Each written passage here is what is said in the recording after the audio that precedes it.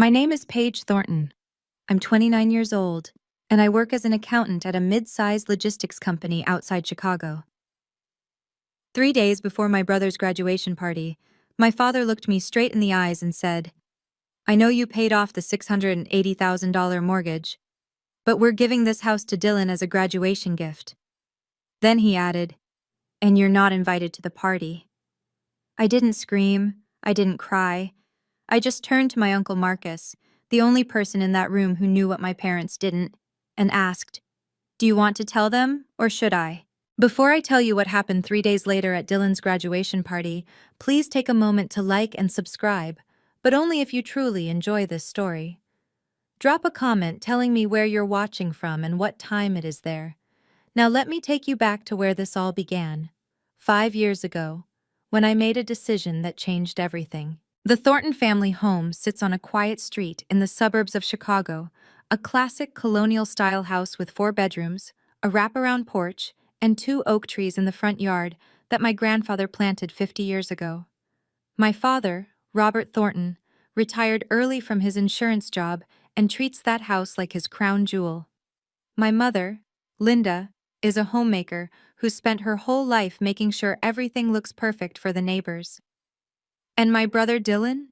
He just graduated with an MBA from a decent university, drives a BMW 3 Series that my parents bought him, and has never once wondered where the money comes from. I was 24 when I first heard it. I'd come home late from work, still wearing my cheap Target blazer and shoes I'd bought on clearance. The house was dark except for a dim light in the living room. I moved quietly toward the kitchen, but I stopped when I heard my mother crying. "We're going to lose everything, Robert." My father's voice was strained, desperate in a way I'd never heard before.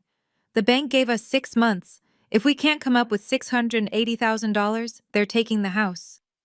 I pressed my back against the wall, my heart pounding. Through the doorway, I could see them sitting on the cognac-colored Restoration Hardware leather sofa, the one my mother bragged about at every dinner party. Above them, a Hermes wall clock ticked away the seconds, a family heirloom that felt obscenely out of place in a room full of people about to lose everything. That night, I lay in bed staring at the ceiling. I didn't know if I could save them, but I knew one thing for certain. I couldn't just sit there and watch my parents lose everything they'd built. The next morning, I called Uncle Marcus. Marcus Thornton is my father's younger brother, a retired real estate attorney who spent 30 years navigating property law before hanging up his briefcase. He's the black sheep of the family, according to my father, mostly because Marcus has a habit of telling the truth when people don't want to hear it. We met at a diner near his house. He ordered black coffee. I ordered nothing. "Tell me exactly what you heard," he said. So I did. The crying, the desperation, the 6-month deadline. Marcus set down his cup and studied me for a long moment. "Paige, do you understand what you're suggesting? That's $680,000. Even if you gave every penny of your salary for the next decade, you'd barely scratch the surface. I'll work overtime. I'll take side jobs. I'll cancel vacations, skip dinners out, live in a studio apartment if I have to." I leaned forward. "Uncle Marcus, I can do this. I just need time, and I need to do it the right way." He was quiet for a while. Then he pulled out a legal pad and started writing. "If you're serious about this, we need documentation. A trust deed and a promissory note.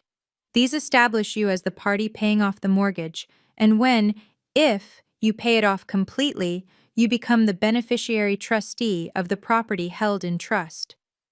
What does that mean? It means your parents remain the settlers, they set up the trust. But you control the asset. They can't sell it, gift it, or transfer it without your signature. He looked at me hard.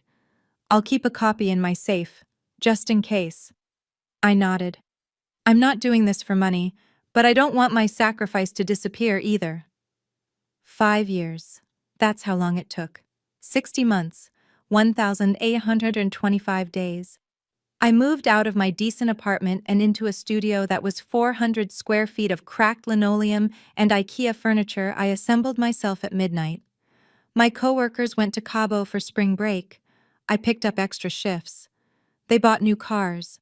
I drove a 2009 Honda Civic with 180,000 miles that made concerning noises every time I turned left. Every month, I transferred between $11,000 and $13,000 to the mortgage account. Some months I ate ramen for 2 weeks straight. Some months I worked 70 hours. Every single month I watched the balance go down and told myself, they'll understand when this is over. Meanwhile, Dylan's life looked different. My parents paid for his MBA, tuition, housing, everything. They bought him a BMW 3 Series when he got accepted. They funded his study abroad experience in Barcelona for a summer, and his networking trip to Aspen during winter break. I watched all of this from my studio apartment, eating leftovers on a folding table, telling myself it was fine because I was doing this for family. When the mortgage is paid off, I told myself, they'll see what I did. They'll understand. I never asked for recognition. I never demanded thanks. I just believed that family would eventually see my heart. Then, 3 weeks ago, I made my final payment. $11,847.63. I watched the transaction clear on my banking app, and then I received an email from the bank. Mortgage fully paid. Congratulations. I sat in my studio apartment, surrounded by secondhand furniture and 5 years of sacrifice, and I cried. Not from exhaustion, from relief. It was over. I thought the hard part was done. I was wrong. The first person I called was Uncle Marcus. It's done, I said, my voice cracking. I paid it off, every last cent. There was a pause on the other end, then quietly. I'm proud of you, Paige. I don't think you understand how rare what you just did is. What happens now? According to the trust deed, you're now the beneficiary trustee. Your parents are still the settlers. They set up the original arrangement, but they cannot sell, transfer, or gift the property without your written consent. That's not my opinion.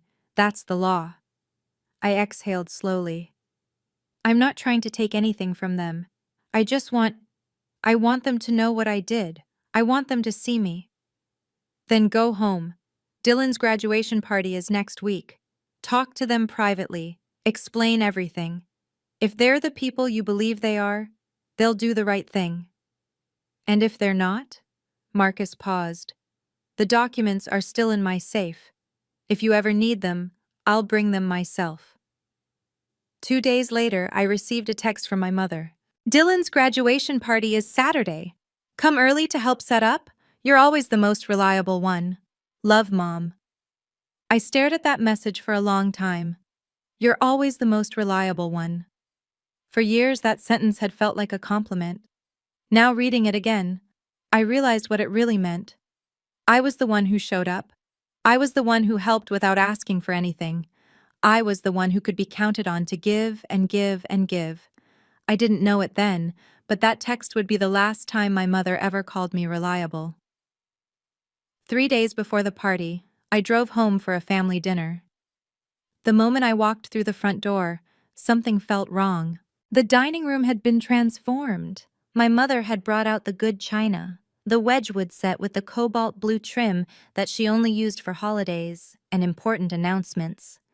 Linen napkins, diptyque candles casting warm light across the mahogany table. Beef Wellington, a dish she hadn't made since Dylan got into graduate school. Dylan sat at the head of the table, grinning like a child on Christmas morning. My parents flanked him on either side, exchanging glances I couldn't read. Paige, there you are. My mother gestured toward the far end of the table. Sit, sit, we're just about to start. I moved toward my usual seat, the chair by the window, where I'd sat since I was 7 years old, and stopped.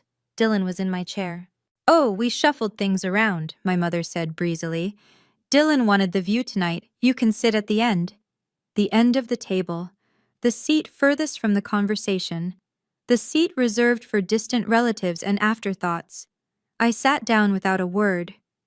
My father poured wine from a bottle I recognized, a $400 Opus One that he'd been saving for something special. He raised his glass. Before we eat, I have an important announcement about the future of this family. My heart rate spiked. Maybe this was it.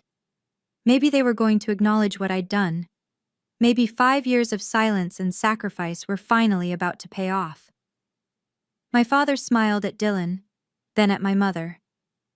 Then he spoke. And everything I believed about my family shattered in a single sentence.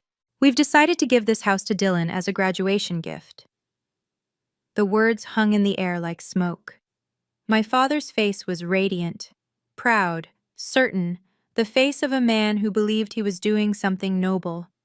He reached over and clapped Dylan on the shoulder. This house has been in our family for 3 generations, and now it will be the foundation for Dylan's future. He's going to launch his startup right here, turn the basement into an office, use the equity to fund his first investors. This is the beginning of something great. Dylan beamed. I've already got the business plan ready, Dad. This is going to be huge. My mother dabbed at her eyes with her linen napkin. We're so proud of you, sweetheart.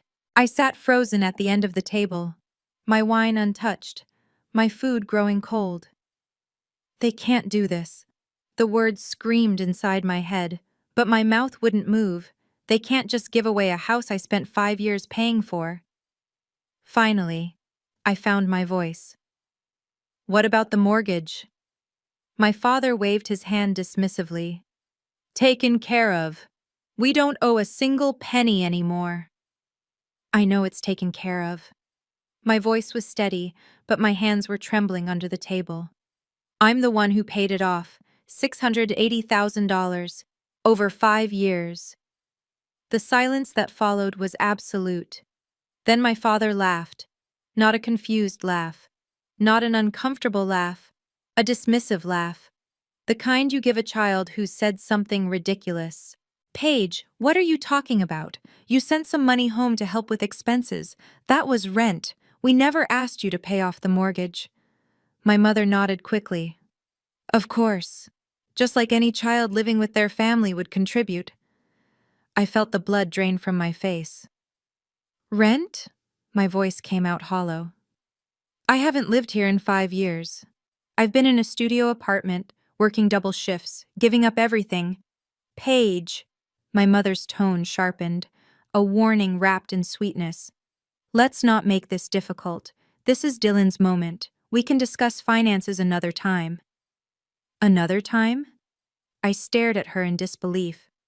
You're giving away a house I saved from foreclosure, and you want to discuss it another time? My father set down his wineglass, hard.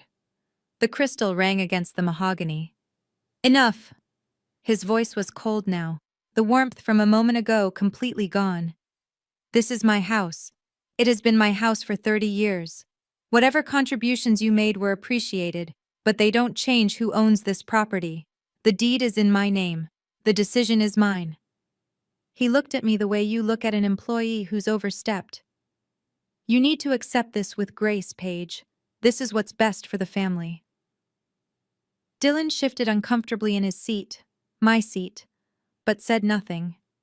I turned to my mother, searching for any sign that she understood what was happening. She avoided my eyes, studying her wineglass like it held the secrets of the universe. Mom, you know what I did. You saw the statements. You know. Linda Thornton took a slow, deliberate sip of her Opus 1.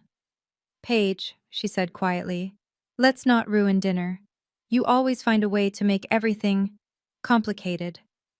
The word landed like a slap. Complicated. That's what I was to them. Not the daughter who saved their home, not the sister who sacrificed everything. Just a complication, an inconvenience, an afterthought. Dylan finally spoke. Hey, Paige. He turned toward me with that easy smile, the same one that had gotten him everything he'd ever wanted. You're happy for me, right? I mean, this is huge. I'm going to build something amazing here. I looked at my little brother, 24 years old, MBA from a school our parents paid for, driving a BMW they bought him, wearing a brand new Rolex Submariner on his wrist, a watch I recognized immediately because our father had once told me he was saving it for the grandchildren. Dylan didn't know. He genuinely didn't know. In his mind, everything he had came from our parents' hard work. The house they were about to give him, a family legacy, the money that had kept them afloat for 5 years, his father's careful financial management. He had no idea that his sister had eaten ramen for weeks at a time so he could study abroad in Barcelona. Dylan, I said slowly, do you know who paid off the mortgage on this house? He blinked. Dad, obviously. He's been making payments for years. No, I shook my head. He hasn't. Not for the last 5 years. I have. Dylan's smile faltered. What do you mean? I mean that when Mom and Dad were about to lose this house to foreclosure, I stepped in. Every month for 5 years, I transferred money, my money, to pay off $680,000 in debt. That's why there's no mortgage anymore. That's why they can afford to give you anything. Dylan looked at our father, then at our mother. They said nothing. His confusion slowly transformed into something else. Not understanding, not yet, but the first crack in the illusion he'd lived in his whole life. Wait, he said quietly. Is that true? No one answered. I took a breath, then another. Okay, I said, pushing back from the table. I understand. You've made your decision about the house. We can discuss the details later, but I'll be at Dylan's graduation party on Saturday, just like I promised. My father's expression hardened. He glanced at my mother. She gave him a small, tight nod, the kind of silent communication that comes from 30 years of marriage and shared secrets. Actually, my father said, about the party. My stomach dropped. We think it would be better if you didn't attend. The words hit me like a physical blow. Excuse me? Your attitude lately has been… He searched for the right word. Negative. We don't want any drama at Dylan's celebration. This is his day. We need to keep the focus on him. I stared at my father. This man I had sacrificed everything for. This man whose house I had saved. This man who was looking at me like I was a stranger he wanted to get rid of. You're uninviting me from my own brother's graduation party. We're not uninviting you. My mother's voice was soft, reasonable, the tone she used when she was delivering bad news and pretending it wasn't bad. We're just suggesting that maybe you need some time to process your feelings. When you're in a better headspace. My headspace is fine. Paige. She leaned forward, her smile patient and patronizing. You know how you get. You make things complicated, and this is supposed to be a happy day. I sat very still. 5 years of sacrifice, $680,000, and this was what I got in return, a seat at the end of the table and a door being closed in my face. Then the doorbell rang. My mother frowned. Who could that be? We're not expecting anyone. The door opened, and Uncle Marcus stepped into the foyer. He wore a casual blazer and carried a leather briefcase, the same one he'd had for 30 years, worn at the corners but still holding together. His eyes swept the dining room, took in the fancy dinner, the Wedgwood china, my parents' frozen expressions. Then he looked at me. I don't know how, but he knew. He could see it on my face. The betrayal, the disbelief, the 5 years of sacrifice that had just been dismissed as rent. Marcus? My father stood up, his voice sharp. What are you doing here? This is a private family dinner. I came to check on my niece. Marcus closed the door behind him and walked into the dining room. Seems like good timing. We're in the middle of an important discussion. My mother's smile was brittle. Maybe you could come back tomorrow? What discussion? Marcus looked around the table. The one where you're giving away a house that Paige spent 5 years paying for? The room went dead silent. My father's face flushed red. That's none of your business. Actually, Robert, it is. Marcus set his briefcase on an empty chair. I'm the one who helped Paige structure the legal documents 5 years ago. The trust deed, the promissory note, the arrangement that makes her the beneficiary trustee once the mortgage was paid off. My mother's hand flew to her chest. What are you talking about? I looked at Uncle Marcus. He looked back at me, calm, steady, waiting. This was the moment. Uncle Marcus? I said quietly, my voice steady despite the chaos exploding inside me. Do you want to tell them? Or should I? My father stood so quickly his chair scraped against the floor. This is ridiculous. His voice boomed through the dining room. This is a family matter, Marcus. You have no right to interfere with decisions I make about my own property. Marcus didn't flinch. He calmly unclasped his briefcase and pulled out a manila folder. That's the thing, Robert. It may not be entirely your property anymore. Of course it is. My name is on the deed. I've owned this house for 30 years. You owned it, yes. But 5 years ago, when you were 6 months away from foreclosure, you signed documents creating a trust arrangement. Do you remember that?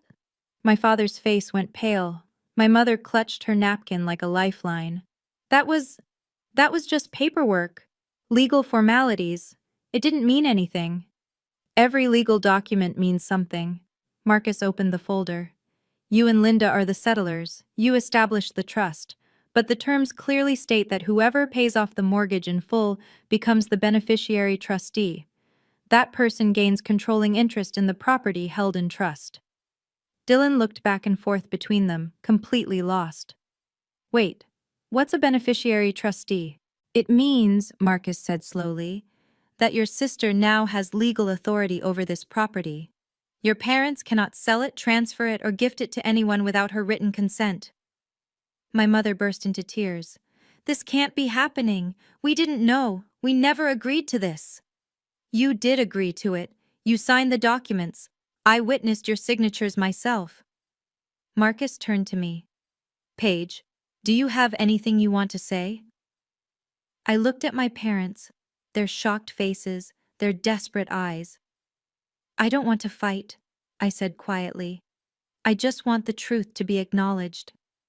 Marcus laid the documents on the table, the trust deed, the promissory note, and a stack of bank statements. These show every transfer Paige made over the past 5 years, 60 payments, totaling $680,000. Every single one came from her personal checking account. My father grabbed the bank statements, his hands trembling as he flipped through them. This doesn't prove anything. Anyone could have. Helen Thompson verified all of this. The room fell silent. Helen Thompson had been our family's accountant for 20 years. She handled the taxes, reviewed the financial statements, kept meticulous records of every transaction. If anyone knew where the money came from, it was her. I spoke with her yesterday, Marcus continued. She confirmed that every payment in the last 5 years originated from an account registered to Paige Elizabeth Thornton. She has copies of the wire transfers, the account holder verification, and her own contemporaneous notes. She's prepared to confirm this in writing if needed. My father's face had gone from red to ash gray. My mother was crying openly now, mascara running down her cheeks. You, my father turned to me, his voice shaking. You did this behind our backs. You went around us, set up secret agreements, conspired with my own brother. I met his gaze steadily. No, Dad. I didn't go behind your back. I saved your house when you were about to lose it. I gave up 5 years of my life, vacations, savings, relationships, so you wouldn't end up on the street. And I documented it because I wanted there to be a record of what I did, not to use against you. My voice cracked slightly. Just so someone would know. My father stared at me like he was seeing a stranger. You should have told us. You never asked. My father slammed his palm on the table. The Wedgwood plates rattled. This is betrayal, his voice cracked with fury. You exploited our vulnerability to steal our home. I didn't steal anything. I saved it. By manipulating us! By setting up legal traps while we were drowning! He pointed at Marcus, his fingers shaking. And you! You helped her do this. My own brother, working against me. Marcus didn't raise his voice. Robert, I helped your daughter protect herself after she agreed to pay off your $680,000 debt.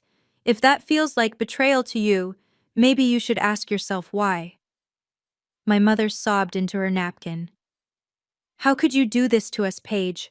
After everything we've done for you, we raised you, we fed you, we gave you everything. I stared at her. Everything?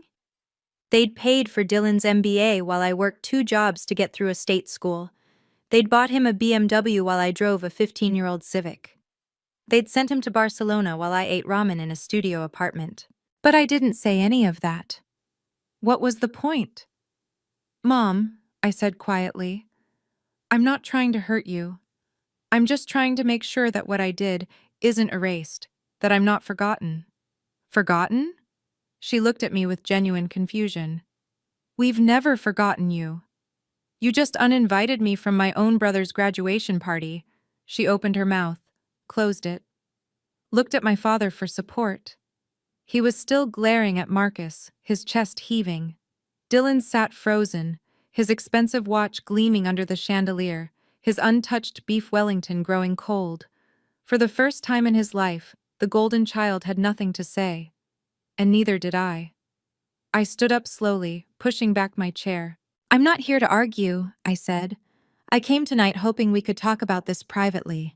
I wanted to explain what I did and why and figure out a path forward together. My father laughed bitterly. A path forward? You've just announced that you own my house. I haven't announced anything. Uncle Marcus explained the legal situation, which is real whether you like it or not. But I'm not trying to take anything from you. I turned to Dylan. Dylan, I'm not angry at you. You didn't know any of this. None of this is your fault. His eyes were wide, uncertain, the expression of someone whose entire worldview had just shifted beneath his feet. Then I faced my parents. If you want to uninvite me from the party, fine, but I will be there on Saturday, not to make a scene, not to embarrass anyone. I picked up my purse from the floor. I'll be there to make sure the truth is spoken, whether you want to tell it yourselves or whether someone else has to. My mother gasped. Are you threatening us? No, Mom, I'm giving you a chance to do the right thing. I walked toward the door. Marcus closed his briefcase and followed. At the threshold, I paused and looked back at my family. My father rigid with fury, my mother dissolving into tears, my brother sitting shell-shocked in my chair. 3 days, I said. You have 3 days to figure out how you want to handle this. Either you acknowledge what I did or the paperwork speaks for itself. I stepped into the night air, the door clicking shut behind me. I didn't need them to love me. I just needed them to stop pretending I didn't exist. I'm going to pause here for just a moment. If you've ever been overlooked by your own family, if you've ever sacrificed everything only to be treated like you're invisible, drop A in the comments. I want to know you're here with me. And if this story is making you feel something, hit that like button. Not for me, for yourself. Now, let's keep going. I drove back to my studio apartment in the dark. The streetlights blurred past my windshield, and for a long time, I didn't think about anything at all. My body went through the motions, steering, braking, signaling, while my mind floated somewhere above it all, numb and disconnected. When I finally pulled into my parking spot and climbed the 3 flights of stairs to my door, I didn't bother turning on the lights. I just sat on the edge of my bed, surrounded by 400 square feet of cheap furniture and secondhand curtains, and let myself feel everything I'd been holding back. $680,000. 5 years. And they called it rent. I thought about all the Christmases I'd spent alone because I couldn't afford to travel home, all the birthdays I'd celebrated with a cupcake from the grocery store, all the times I'd watched Dylan's Instagram stories, Barcelona, Aspen, graduation parties, and told myself it was fine because I was doing something that mattered. For the first time, I let myself ask the question I'd been avoiding. Did they ever love me? Or was I always just useful? A sob clawed its way up my throat. I pressed my hands over my mouth, trying to hold it in, but it came anyway, ugly, ragged, the kind of crying you only do when no one else can hear. On my small desk, illuminated by the glow of streetlights through the thin curtains, sat a stack of bank statements. 5 years of transfers, 5 years of sacrifice, 5 years of believing that family would eventually see what I'd done. They saw. They just didn't care. I cried until I had nothing left. Then I wiped my face, took a breath, and picked up my phone. I still had work to do.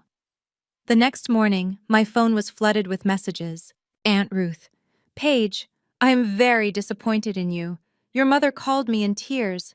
How could you treat your parents this way? Cousin Michael. Heard you're trying to steal Uncle Robert's house? That's messed up, Paige. My mother's best friend, Donna. Linda told me what happened. I've known you since you were a baby. I never thought you'd be capable of something like this. I scrolled through message after message, each one delivering the same verdict. Selfish, ungrateful, troublemaker. My mother had worked fast. In less than 12 hours, she'd called everyone in her contact list and delivered her version of the story. Paige was trying to steal the family home. Paige was jealous of Dylan. Paige was making things complicated because she couldn't accept that her brother was more successful. Not a single person had asked for my side. Not one. I was halfway through composing a response to Aunt Ruth when a new message popped up, from a number I didn't recognize. This is Helen Thompson. I heard what happened from Marcus. I've worked for your family for 20 years, and I know what the truth is. Call me when you're ready. Helen Thompson, our family accountant, the woman who'd processed every single payment I'd ever made. I stared at the message for a long time. If Helen was reaching out, it meant she was willing to verify what I'd done, independently, without any connection to Uncle Marcus. A second witness. A second source of proof. I saved her number and put down my phone. The assault from my extended family hurt. There was no denying that. But I wasn't going to respond. Not yet. When I spoke, it would be with evidence, and everyone would hear. I called Helen Thompson that evening. She answered on the second ring, her voice warm but serious. Paige, I'm glad you reached out. Mrs. Thompson, I wasn't sure if you'd want to get involved. I've been your family's accountant for 20 years, sweetheart. I've seen every transaction, every statement, every check that's ever crossed their books. And I've seen what you did. She paused. I think it's time someone acknowledged it. What do you mean? I mean that your father asked me about those payments last year. My breath caught. What? He called me, said he'd noticed unusual deposits into the mortgage account, asked where the money was coming from. I told him the truth, that every payment was traced back to an account in your name. I felt the room spin slightly. He knew? He knew last year? He knew. I have the email I sent him confirming it, dated March of last year. He replied with a single word. Understood.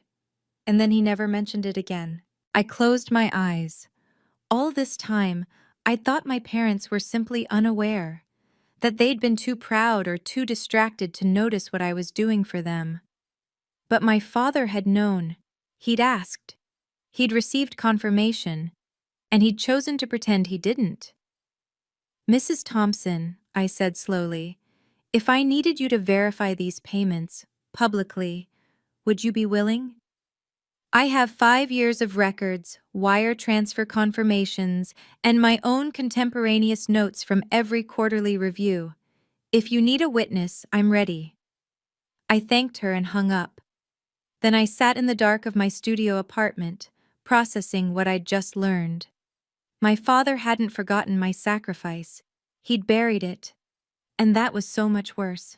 I called Uncle Marcus the next morning. I spoke with Helen Thompson, I said. She's willing to verify everything. I know. She called me right after. There was a smile in his voice. You've got 2 independent sources now, Paige. Your father can spin whatever story he wants to the extended family, but he can't argue with bank records and a 20-year accountant. So what do we do? That depends. What do you want to happen at the party? I thought about it carefully. I don't want to humiliate anyone, I said. I don't want to ruin Dylan's graduation, but I'm not going to let them stand up in front of 50 people and give away a house I paid for while pretending I don't exist. Fair enough. Marcus was quiet for a moment. Here's what I suggest. We give them one more chance. If your parents want to tell the truth themselves, acknowledge what you did, adjust their announcement, then we stay silent. But if they proceed with the original plan, then you speak up. Then I present the facts, calmly, professionally, with Helen there as verification, no accusations, no drama, just the truth. And if they try to shut you down, they can try, but there will be 50 witnesses in that backyard. Half of them have already heard your mother's version of events. They deserve to hear the real story. I took a deep breath. Okay, let's do it. That evening, I laid out my clothes for Saturday. A navy blazer, a white silk blouse, simple pearl earrings. I wasn't dressing for a party. I was dressing for a reckoning. In 3 days, everything would change. I just didn't know how much. Saturday arrived, bright and warm. I parked my old Civic a block away from my parents' house and sat in the driver's seat for a full 5 minutes, steadying my breathing. When I finally walked around the corner, I saw what my mother had created. The front lawn had been transformed into something out of a lifestyle magazine. White linen tablecloths draped elegant farm tables. Strings of fairy lights wove through the oak tree branches, waiting for dusk. A catering team in black aprons set up silver chafing dishes on a long buffet table, and imported flowers. Peonies, ranunculus, roses in pale pinks and creams, spilled from crystal vases at every turn. At least 50 guests milled about the yard, holding champagne flutes and chatting in clusters. Neighbors, extended family, friends from my parents' country club, Dylan's business school professors, and at the center of it all stood my parents. Robert Thornton wore a cream linen suit, every inch the gracious host. Linda floated among the guests in a floral dress, her smile bright and practiced.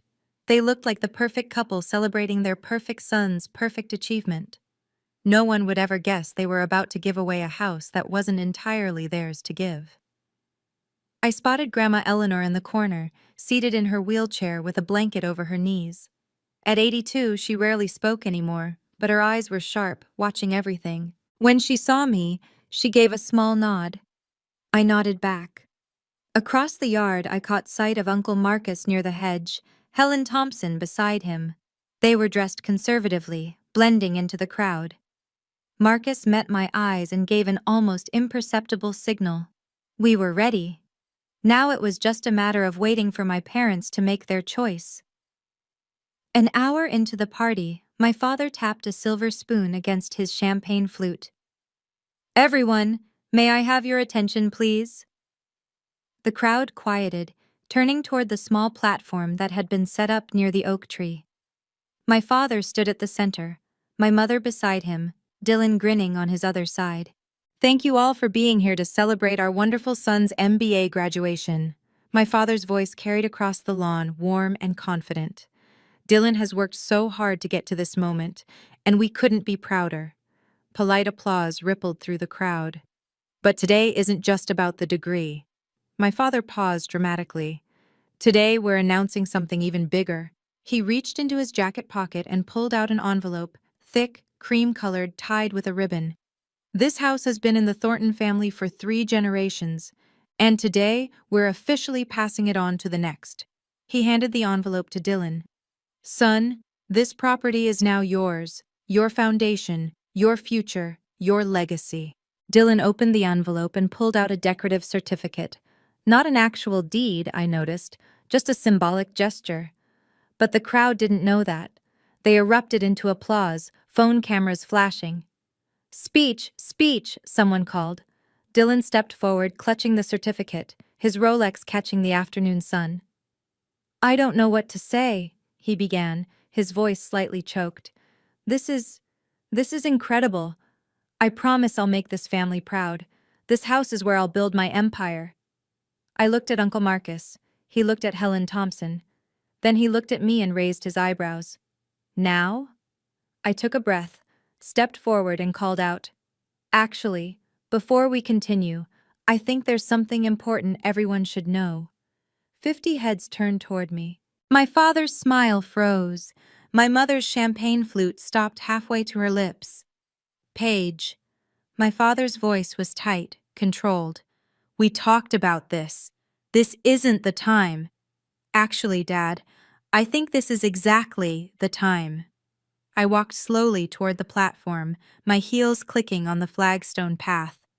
"You're standing in front of everyone we know, giving away a house.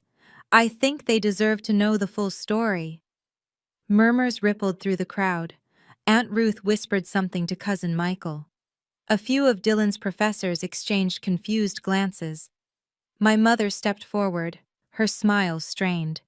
"Paige, sweetheart, let's talk about this privately. We had the chance to talk privately 3 days ago. You told me I wasn't welcome at this party because my attitude was too negative." I kept my voice calm, even. "But I'm here anyway, because I earned the right to be here." My father's face was turning red. "If you're going to make a scene—" "I'm not making a scene, I'm telling the truth." I turned to face the crowd. "Most of you have known my family for years. You've watched me and Dylan grow up. You probably think you know everything about us." I paused, letting the silence build. "But you don't know that 5 years ago, this house was 6 months from foreclosure. And you don't know that I spent the last 5 years of my life paying off the entire $680,000 mortgage, alone, without asking for anything in return." Gasps. Whispers. Mrs. Wilson from next door clutched her pearls. I turned to Uncle Marcus. "Would you like to explain the rest? Or should I?" Marcus stepped forward, his briefcase in hand. "I think I'd better show everyone the paperwork." Uncle Marcus walked to the front of the crowd with the quiet confidence of a man who had spent 30 years in courtrooms. "Good afternoon, everyone. For those who don't know me, I'm Marcus Thornton, Robert's younger brother and a retired real estate attorney." He opened his briefcase and pulled out a folder. "I'm not here to cause trouble. I'm here to present facts." My father lunged forward. "Marcus, I swear to God." "Robert, please, let me finish." Marcus didn't raise his voice, but his tone brooked no argument. 5 years ago, my brother was in serious financial trouble. The bank was preparing to foreclose on this house. If nothing had changed, you would all be standing in someone else's yard right now. The crowd was dead silent. Paige came to me and offered to pay off the remaining mortgage herself. All $680,000 of it. In exchange for documentation, a trust deed and promissory note that would protect her investment.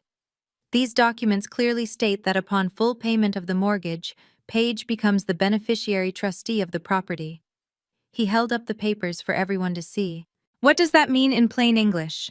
"It means that Robert and Linda cannot sell, transfer, or gift this property without Paige's written consent. The announcement you just witnessed, legally meaningless. Dylan doesn't own this house. He never did." My father's face was purple. "Those documents are fraudulent. He forged my signature." Helen Thompson stepped forward, her gray hair catching the sunlight. "I can verify that they're not," she said calmly. "I've been the Thornton family accountant for 20 years. I processed every payment Paige made, 60 transfers, totaling $680,000.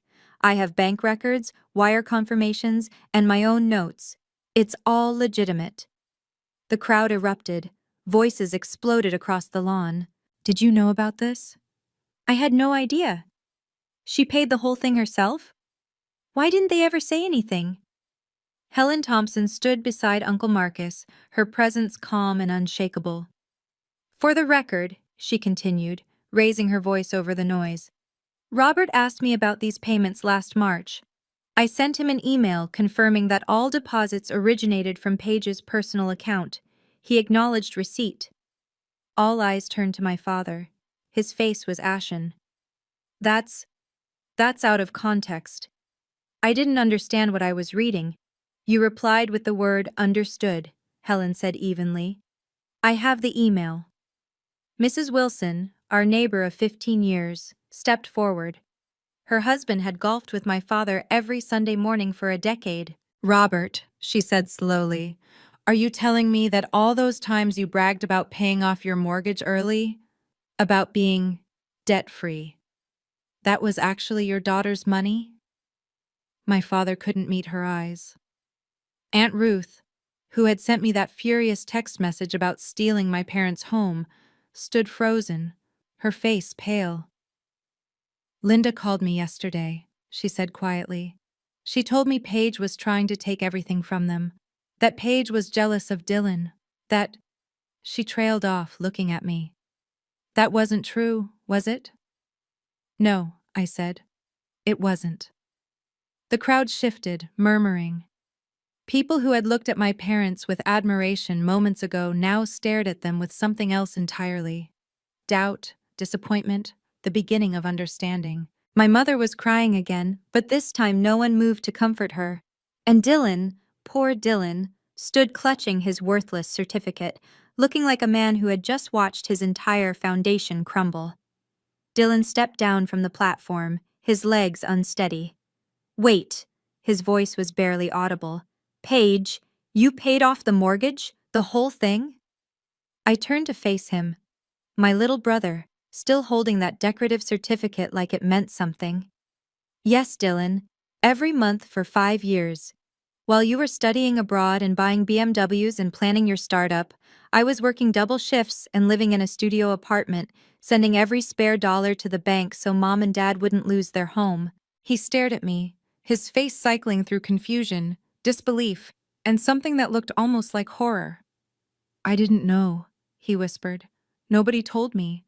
I thought Dad handled all of it. I thought the house was just ours. I know you didn't know. I softened my voice. That's not your fault, Dylan. You weren't told because they didn't want you to be told. He turned to our parents, the certificate crumpling slightly in his grip. Is this true? You knew Paige was paying for everything, and you never said anything? You let me think I was the one you were proud of, while she... He couldn't finish the sentence. My mother reached for him. Dylan, sweetheart, we were protecting you. He stepped back away from her touch. Protecting me from what? From knowing my sister sacrificed everything while you treated her like she didn't matter? For a long moment, no one spoke. Then Dylan did something I never expected.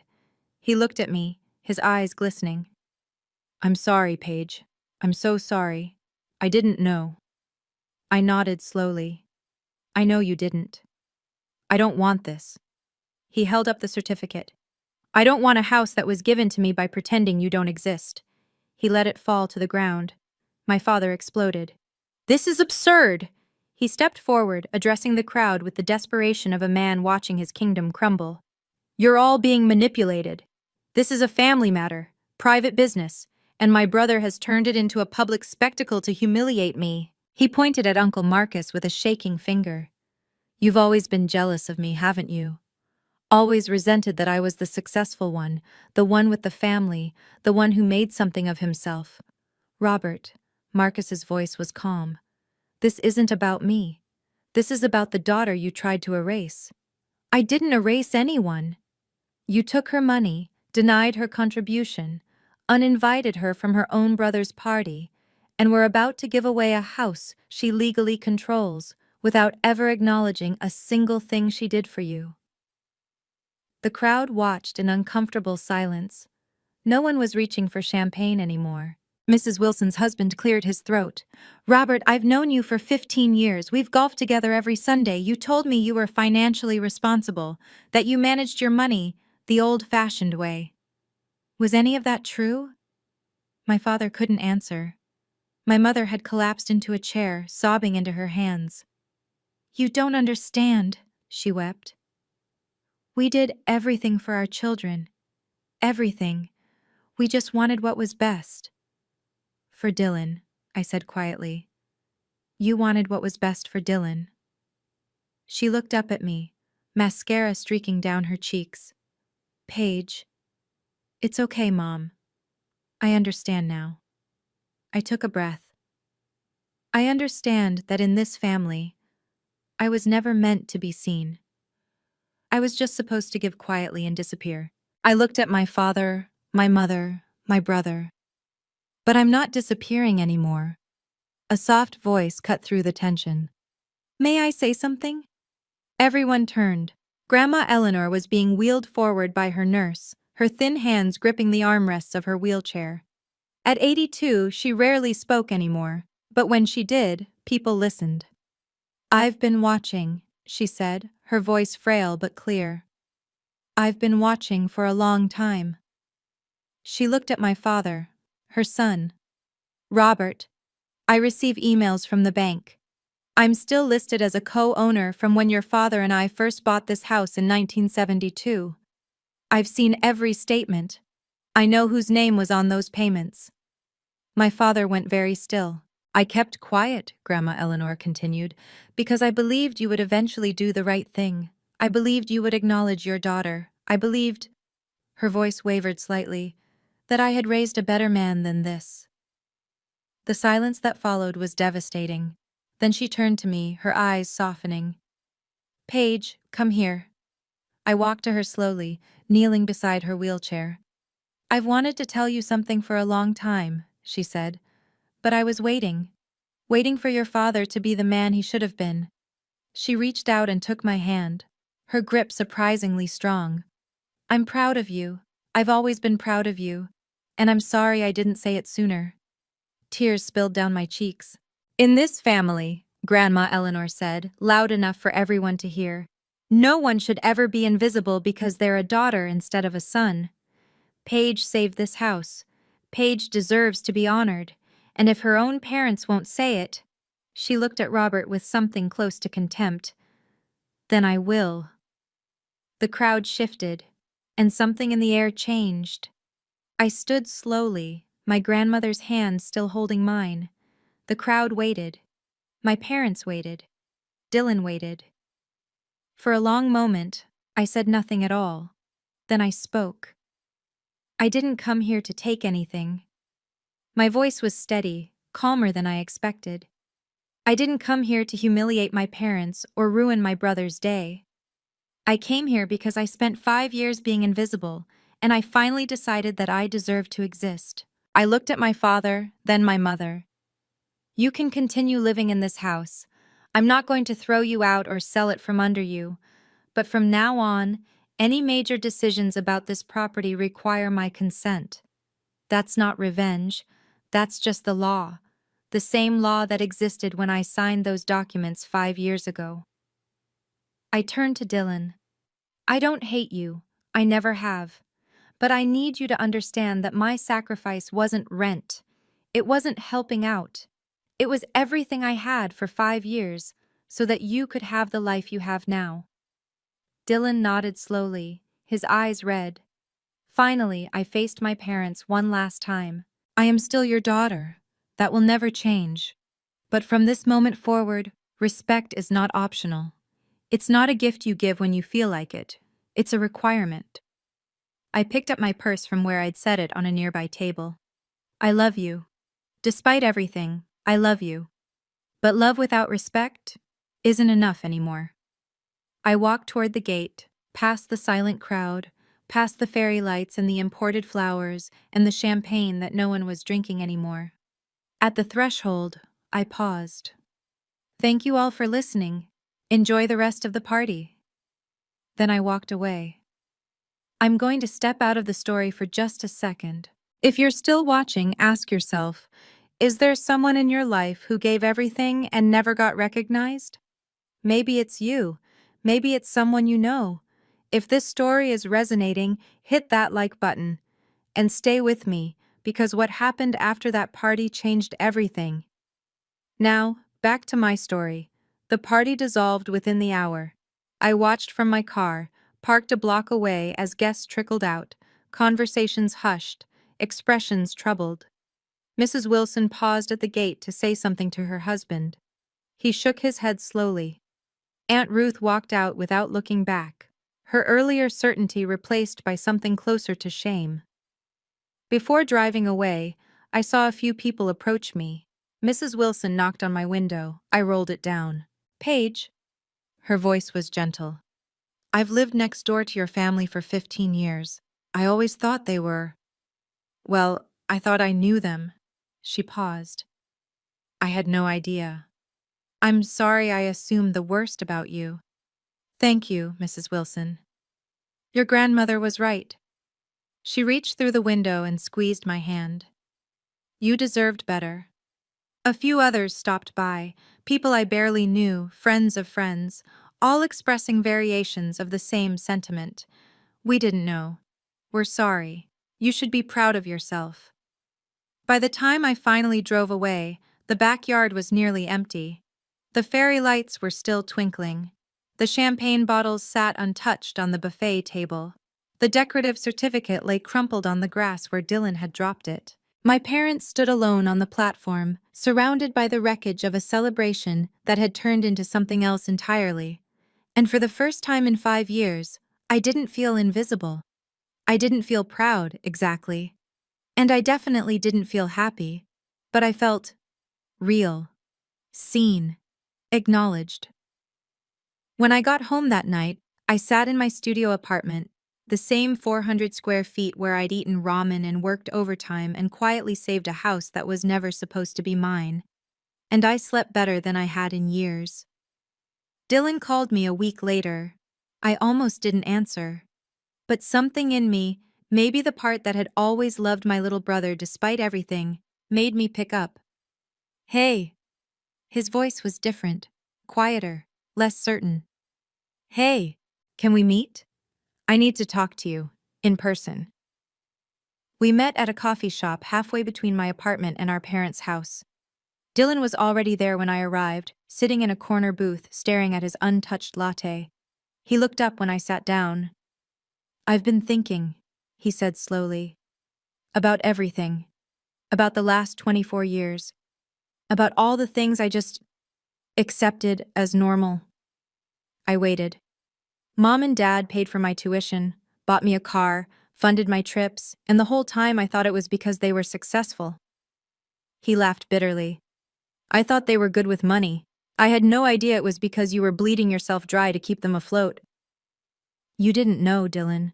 But I should have asked. I should have noticed something. You were living in a studio apartment while I was flying to Barcelona. How did I not see it? Because you weren't supposed to see it. They made sure of that. He was quiet for a long moment. They're not talking to each other, he said finally.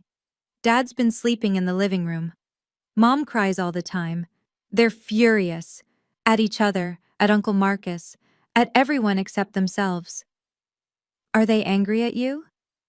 They keep saying I should fix things, make peace, convince you to let everything go back to the way it was. He met my eyes. I told them no. You did? I told them the only person who needs to make things right is them. The weeks after the party were difficult for my parents. Word had spread through their community faster than they could contain it. The country club members who used to admire them now whispered behind their backs. My father's Sunday golf group, the men he'd bragged to for years about his financial discipline, quietly stopped inviting him. My mother's book club held meetings without mentioning them. The image of the perfect Thornton family had cracked, and everyone could see what was underneath. I heard bits and pieces from Uncle Marcus, who kept me updated. Your father is struggling, he told me over the phone. He's used to being respected, admired. Now he walks into a room and people look at him differently. It's hitting him hard. And Mom? Same. She built her entire identity around being the matriarch of a successful family, the woman whose son was going places, whose husband provided well, whose home was a showpiece. Now people know the truth, that a daughter they ignored was the one holding it all together. I didn't feel satisfied by their suffering. I didn't feel vindicated. If anything, I felt tired. What happens now? I asked. That's up to them. They can either acknowledge what they did and try to rebuild, or they can keep blaming everyone else. But the legal situation is clear. You're the beneficiary trustee. Nothing changes unless you sign off on it. I thought about Dylan, still processing everything. About Grandma Eleanor, who had finally spoken the truth after years of watching in silence. And I thought about my parents, two people who had spent decades building an image only to have it shatter in a single afternoon. At night, my father's words echoed in my mind. We did everything for our children. No, I thought. You did everything for one of them. A month after the party, I met with Uncle Marcus to discuss the future. We sat in his study, a quiet room lined with law books and framed photographs, and he laid out my options. You have full control now, he said. You could sell the property and take the proceeds. You could evict your parents and rent it out. You could... I'm not doing any of that. He nodded slowly. I didn't think you would. They can stay, rent-free. But I want a formal meeting, a family meeting, where we establish new rules. No more decisions about this house without my involvement. No more pretending I don't have a say. That's more than fair. And Marcus? I leaned forward. What about Grandma Eleanor? Is she okay? He smiled slightly. Actually, she called me last week. She's made some changes to her estate plan. What kind of changes? She has a separate trust. Assets that have nothing to do with your father. Some savings, a small property upstate that your grandfather bought decades ago. She's updated her will to leave a significant portion of it to you. I stared at him. She didn't have to do that. She wanted to. She said, he chuckled. She said it was long overdue. For a moment, I couldn't speak. All those years, I thought I was alone. I thought no one in my family saw what I was doing or cared. But Grandma Eleanor had been watching the whole time. She'd seen me when my own parents refused to. Thank her for me, I said quietly. Tell her I love her. You can tell her yourself. She's expecting your call.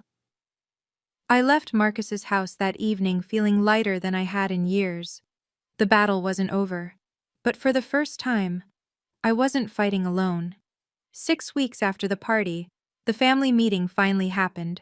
We gathered in the living room, the same room where I'd first overheard my parents' desperation, the same cognac leather sofa, the same Hermes clock ticking on the wall, but everything felt different now. My father sat stiffly in an armchair, his face drawn.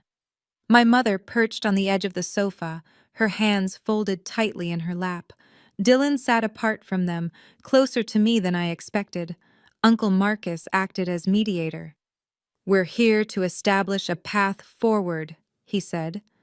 Paige has made it clear that she's not seeking to remove Robert and Linda from the home, but there need to be new understandings in place. My father cleared his throat. For a long moment he said nothing. Then slowly, painfully, Paige, I owe you an apology. I waited. I was wrong about a lot of things. He still wouldn't look at me directly. I didn't handle this well. I should have acknowledged what you did. I should have... His voice cracked slightly. I should have been a better father. It wasn't a perfect apology. There was still defensiveness underneath it, still the hint of a man who didn't fully understand what he'd done wrong. But it was something. My mother spoke next, her voice trembling. I love you, Paige. I always have. I didn't know how to show it the right way. I know, Mom. Can you forgive us? I thought about everything.